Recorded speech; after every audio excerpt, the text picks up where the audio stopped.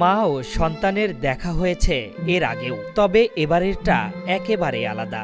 দেশের মাটিতে দীর্ঘ ১৭ বছর পর গর্ভধারিণী মায়ের সাথে সাক্ষাৎ করলেন দীর্ঘ প্রতীক্ষায় অপেক্ষমান এক সন্তান। মায়ের চোখের সামনেই হুইল চেয়ারে দেশ ছেড়েছিলেন। এর মধ্যেই কেটে গেছে প্রায় ১.৫ যুগ।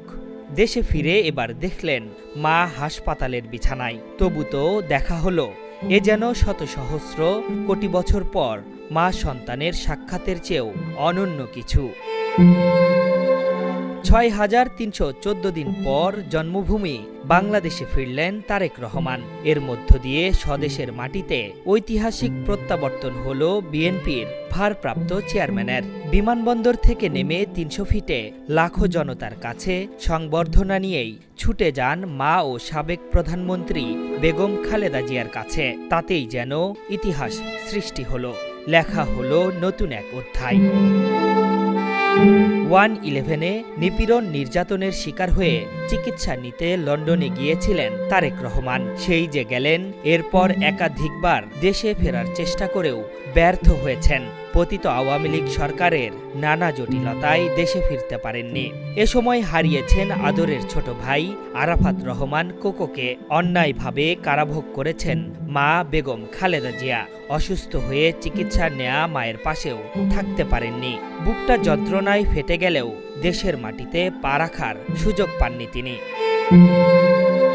দীর্ঘ ১ মাসেরও বেশি সময় ধরে হাসপাতালের বিছানায় বেগম খালেদা জিয়া। শারীরিক অবস্থার অবনতি হতেই তাকে লন্ডনে নেয়ার খবর চাউর হয়েছিল, তবে সেটি হয়নি। অনেকেই ভেবেছিলেন মা সন্তানের শেষবারের মতো দেখাটাও হয়তো হবে না, কিন্তু সৃষ্টিকর্তার অপার মহিমায় দেশের মাটিতেই মা সন্তানের সাক্ষাৎ হলো।